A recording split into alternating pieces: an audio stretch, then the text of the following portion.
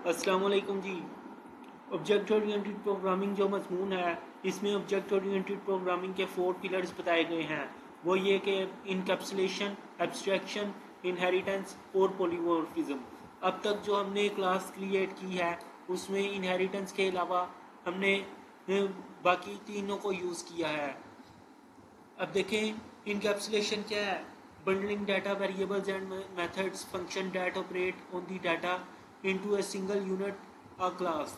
जी, हमने देखा था, हमने कम्प्लेक्स नंबर की क्लास बनाई, उसमें डाटा वेरिएबल्स थे। एक उसका रियल पार्ट था, एक उसका इमेजिनरी पार्ट था और एक सम का फंक्शन भी था उसमें। मतलब ये कि इनकैप्सुलेट थी हमारी कम्प्लेक्स नंबर वाली क्लास। इसी तरीके से हमने बॉडी बिल्डर की क्लास डिफाइन की।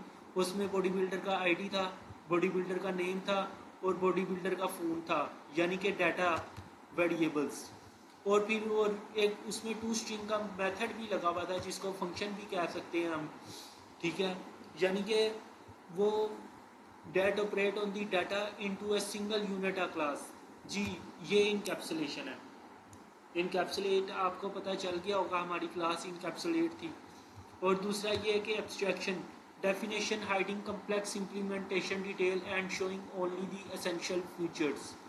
जी, हमने ये एब्स्ट्रैक्शन क्या होती है, इसमें यह कि अननेसेसरी जो डिटेल है उसको नज़रअंदाज करते हुए अपने जो ज़रूरी चीज़ें हैं उनको अपने फीचर्स में ऐड कर देना, जो सॉफ्टवेयर है उसके फीचर्स में ऐड कर देना।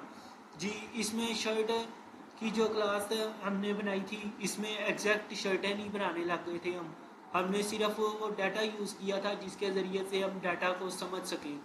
ठीक है, और ये पॉलीमॉर्फिज्म हमने कैसे रीड किया जी। The ability to take many form, same function name behave differently based on context. जी, जो हमने कंस्ट्रक्टर यूज़ किया था, एक उसका डिफ़ॉल्ट कंस्ट्रक्टर बनाया था जिसमें कोई पैरामीटर नहीं था और जिसमें कंस्ट्रक्टर के पैरामीटर्स दिए थे वो ओवरलोडेड कंस्ट्रक्टर था। यानी कि ये पॉलीमॉर्फिज्म में आता है ये चीज़। पॉलीमॉर्फिज्म में और भी चीज़ें आती हैं, वो और क्या होती हैं वो अब अपकमिंग सेशन में उनको ज़रूर डिस्कस करेंगे। और जो तीसरे नंबर पे इसमें इनहेरिटेंस इसने दिया हुआ है ना जी, one class child inherit property and behaviour from another class parent. जी, हमने जैसे शर्ट क्लास बनाई है, हमने इमेजिनरी और रियल नंबर वाली कम्प्लेक्स नंबर वाली क्लास क्रिएट की है, बॉडी बिल्डर की क्लास क्रिएट की है।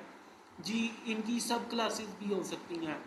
वो सब क्लासेस कैसे क्रिएट होती हैं, यानी कि उनकी चाइल्ड क्लासेस भी हो सकती हैं।